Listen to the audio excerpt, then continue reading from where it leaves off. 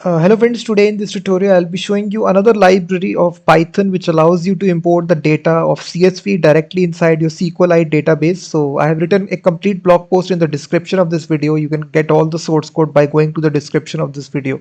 So basically this is the dependency guys, which is pip install csv underscore to underscore SQLite. So you just need to copy this command and go to your command line and install this library. I've already installed it, and now after this we will simply, all the source code is given here. Let me just write it step by step so that you understand here. So inside this app.py, first of all we will import this module, which is csv to SQLite, and here we will pass the options here, which is csv to SQLite. It contains this csv options method, and here guys we can simply pass the different kinds of options. So here we can simply say typing style to full, and it has a second option which is encoding. Encoding will be, this is Windows 1 to 50. And now guys we can provide input file. So this you can provide any CSV file that we need to import inside your SQLite database.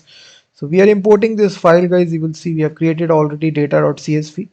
So it's a comma separated value. It contains 3 columns, name, age, country, and it contains 4 rows of data.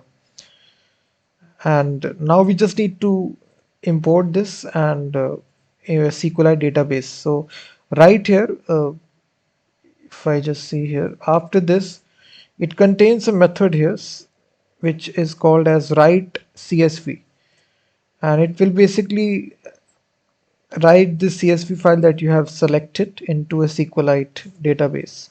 So you will pass the input file here, and then basically it will create this output dot SQLite.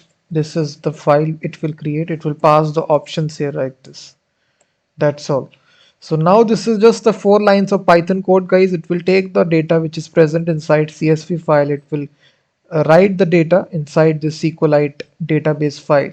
So now if I run this Python script, what you will see, it will import all the data. If I run Python app py2, you will see it will create this output.SQLite file. It can't be viewed inside Visual Studio, but we can use a online tool. Let me use that online tool here, which is present, SQLite viewer. You can use this tool here. If I drag this file, which is output.SQLite, you can see it's a SQLite file, and now you can see it contains basically 4 rows of data that we selected. So 3 columns are there, name, age, country, and it contains 4 rows of data. So in this case guys, you can see we can change the data here. We can add 1 more rows of data here. The structure needs to be the same, so it can contain millions of records that you can import. So once again you need to run this Python script. That's all. So once again, if you select, so